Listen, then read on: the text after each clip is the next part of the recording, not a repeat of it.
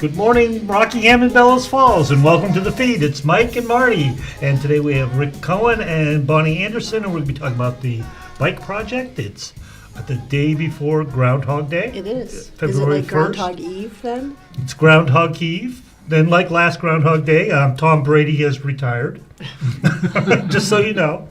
And we have 14 days till Valentine's Day. Think about that. And local events. Local events. So at the Bellows Falls Opera House this week, it's The Whale. I don't have a graphic on it. Sorry, folks, I didn't get one soon enough. That's with the one with Brendan Fraser, which I think is getting really good reviews. He won several awards already. Yeah, sounds interesting. Speaking of Groundhog Day, classic movie. How could you not have Groundhog Day as the classic movie on February 2nd? Sponsored by, drumroll please, Edward Jones. Yay! Good job, Mr. Stevens, on picking the movie. This Saturday night is the first of the Ray Masuko concert series. It's Dar Williams with special guest Chris Matthews. Doors open at 6:30. Show starts at 7:30. Tickets are available at the Bellows Falls Opera House website.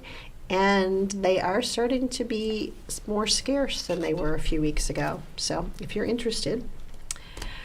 In March, we have yet another live production at the Opera House. We have Urinetown. We will actually have David Stern in I think about 2 weeks to talk about that. Either it's before or after we have the Peace Cycle people come. We thought that was good timing. Good programming. Appropriate timing. So Urinetown is running March 24th, 25th, 26th.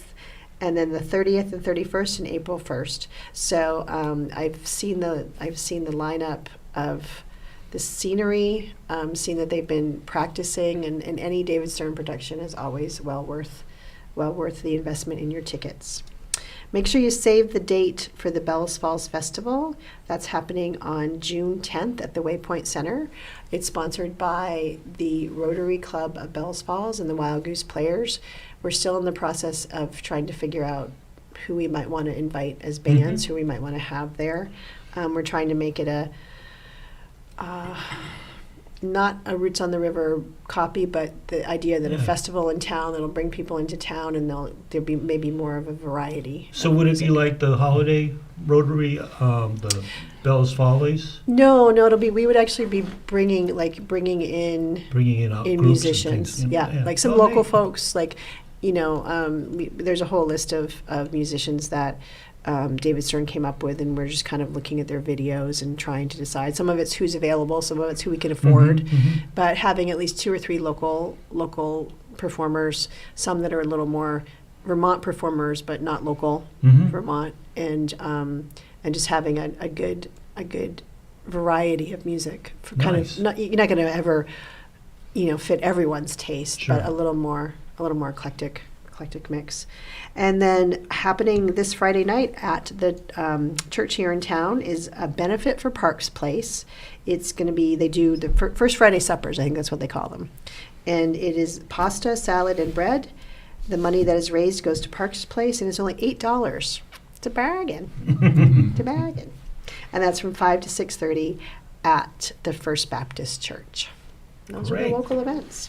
And today we're going to be talking about the Walk and Bike Committee. They had a meeting here just a couple of weeks ago, and Rick and Bonnie are heading that up, and we wanted to see what you guys were doing and tell us about what the scope of the project is and where you're hoping to go. Well, thanks. Do you want me to start? Sure.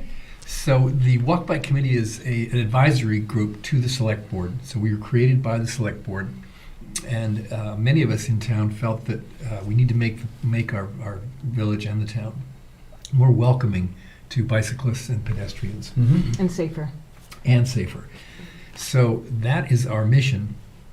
And we've got some really great folks working with us, including Bonnie and Stan Talstra and Peter Bergstrom from Saxons River. And Gary Fox is our kind of administrative liaison. And Marcia Stern is our chair. Marcia Stern is our chair. Yeah. So it's a great team. And we are, we'll have some graphics here later to give you guys an idea about the kinds of things we're working on. And it's the forum we had a couple weeks ago. Yeah. Was very well attended. Yeah. Marty, you guys you were did. there, I was recall. there, and you Thank guys did. I was amazed. I mean, there the trail work that I knew there's a lot of trails around here, but I didn't know there was as many as there are. And the work that you're doing to make them so much more user-friendly and connecting the trails, I think is fascinating. Yeah. Sidewalks, too. I know the Bellows Falls residents and Saxon's River folks are concerned about the state of the sidewalks. It's a perennial challenge for small towns. Sidewalks are super expensive, but I didn't know how expensive they were until I joined this committee. And Surprise! So that's one of the things we're doing. Crosswalks is really big. One of our big dreams is to put a crosswalk where between Dairy Joy and the river, or walk along the river they're on. Yeah. So that's if you ever are there Blinking light. in the summertime. In the summer, yeah. That's Oh, yeah. wild. People are wandering, and their traffic's coming from 4 different directions. The nearest crosswalk, there's one by the bridge, and the next one is way up beyond the fire station. So there's really no safe way to get across that. And if you ever go to the fireworks thing, you see just dozens of near misses between people and cars. So that's one of our dreams. And then also the riverfront trail extension. So do you want to add? You probably want to add. Yeah, something. well, there's a variety of there's bike racks. We're trying to get some bike racks installed in various places around town, like Hetty Green Park is one, especially for the farmers market, and then the library is going to be getting another one, I think, and hopefully then we're going to work on other businesses that are used a lot, like Leaside, perhaps, and I don't remember the post That's an office. incredible scope. I mean, you're going, the project, the number of projects is really mind-boggling. Yeah. I mean, any one of those things you're talking about Yeah, could so be a we- project. Yeah, that's true. And we're trying to start small with the attainable, easily attainable things like bike racks and sidewalk, the painting of the sidewalk between the Legion and Walgreens. That, you mentioned that. Yeah. So those starting there and then branching out into. But the forum was great because it not only put out there what we're doing, and but it also got a lot of community. It drew community support and interest in helping out, as well as just bringing, like you mentioned, connecting all the different groups, the trail groups, because once the Vilas Bridge is open, we'll be connecting all of the work that's going on over here to all the work that's going on in New Hampshire. I know, I thought it was fascinating that the gentleman from the Monadnock Trail Society was talking about, like literally connecting trails across state, Yeah. which I think is I don't know, it's a lot of, I think, what's the term I want to say, forethought, to be that well, planning and having that idea. And I think, I just want to backtrack a little bit, like what got this all started? Like how did it all come about? Was it just talking, Well, general talking, or? What I recall is I was on the planning commission from roughly 2017 to 2020, and Chuck. So I was working on the transportation chapter, and Chuck, the former town planner, we talked about the need for a walk bike committee, and so it kind of was just talk then. And then it kind of got dropped because there was so much focus on the town, working on the town plan. And then, I don't know, a year and a half ago, I started writing to the select board to get it on the agenda, and kind of took it from there. Nice. And Rick thankfully stepped up. So it was unanimously approved by the select board. And at the same time, Rick stepped up to be our liaison, so it's been great. That's Oh, nice. that's good. Very good. I just think it's,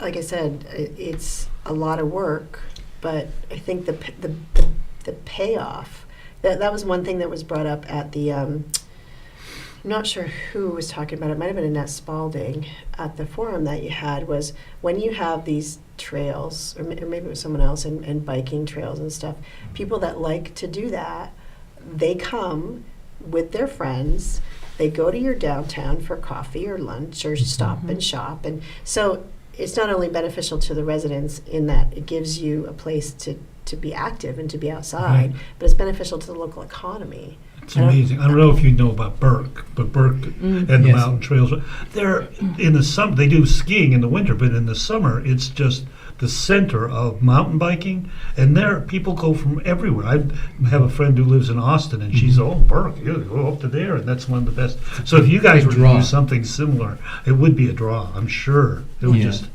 Yeah, the most exciting, ambitious piece is the Riverfront Trail. And I don't know if your viewers are aware, but it's it's right near where the old paper mills were. And have you guys walked down there? Yeah. And so the extension we want to do would take it all the way up to Paper Mill Road.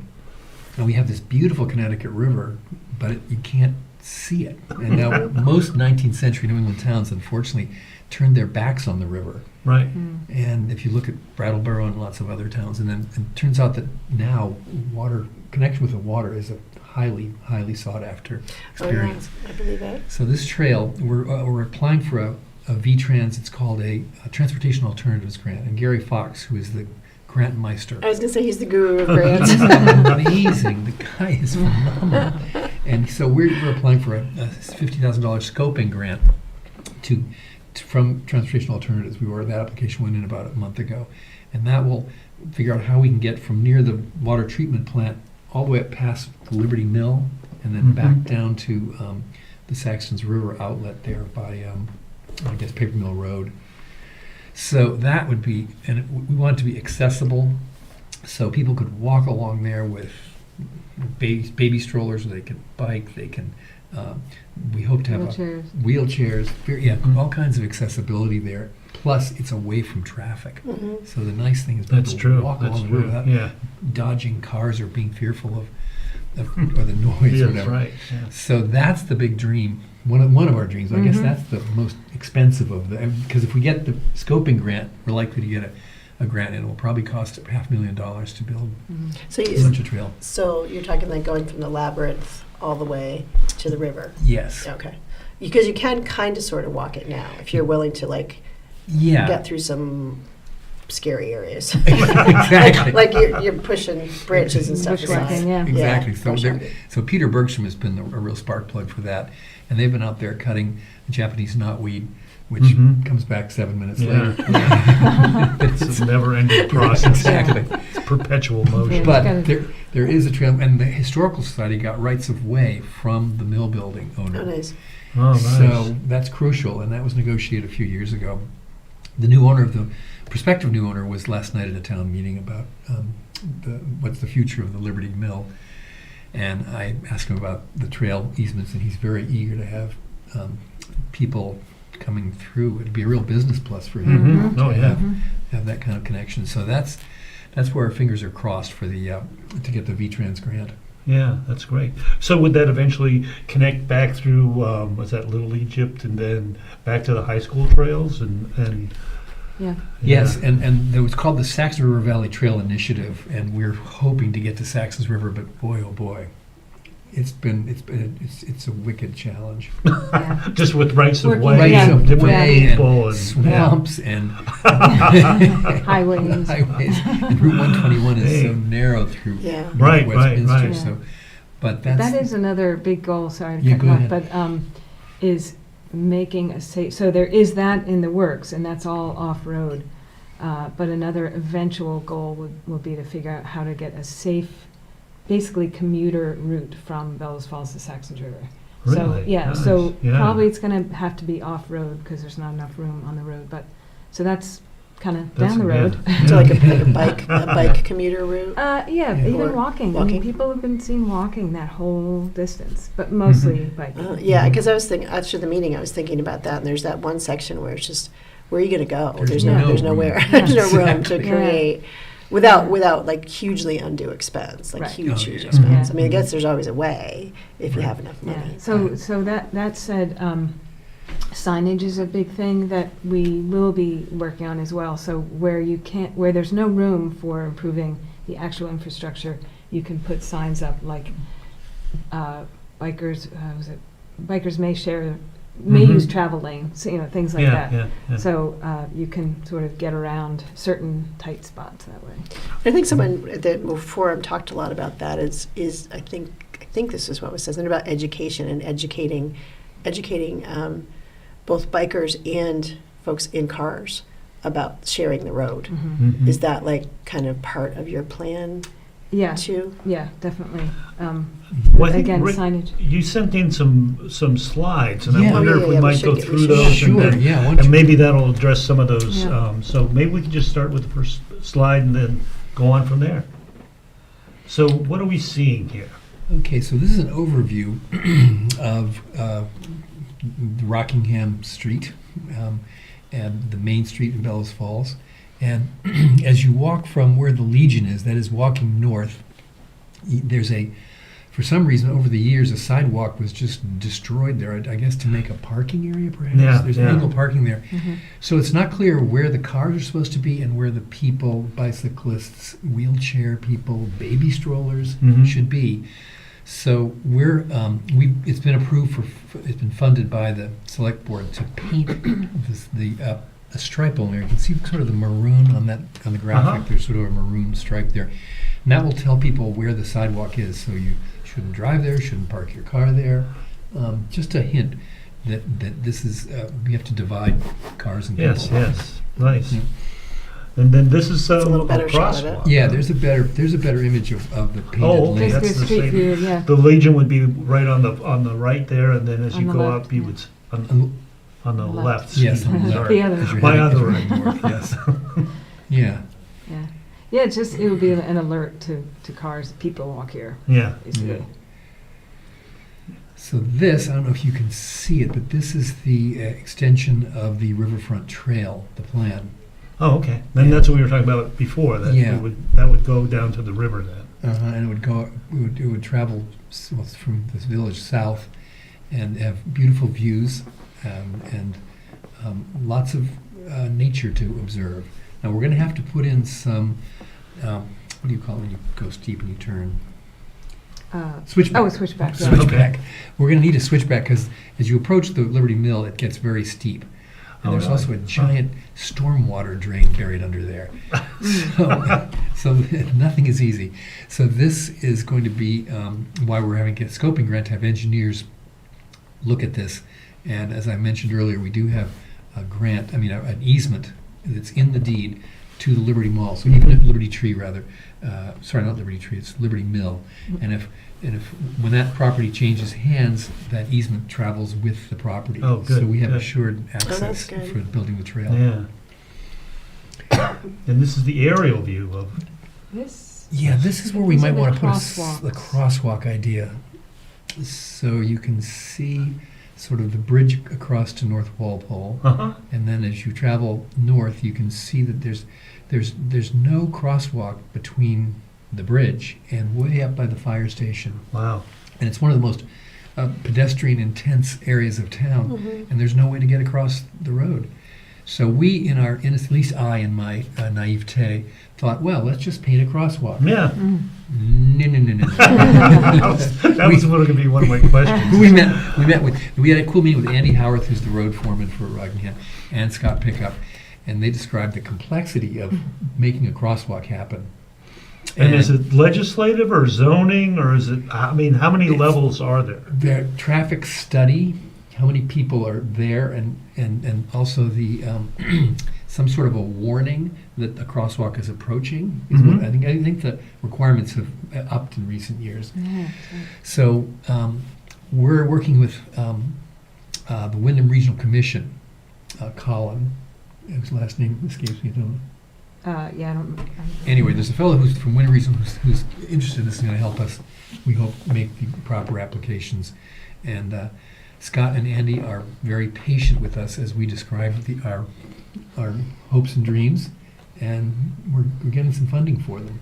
Oh, nice. Very good. That feels good. And I just want to add to that, the bit about the crosswalk is that on the other side of that, on the riverside, is a beautiful long sidewalk. It's one of the best sidewalks in town. Yeah, it's a gorgeous view, and it hardly gets used. And partly because of the access, but I think also, it's in disrepair. Mhm.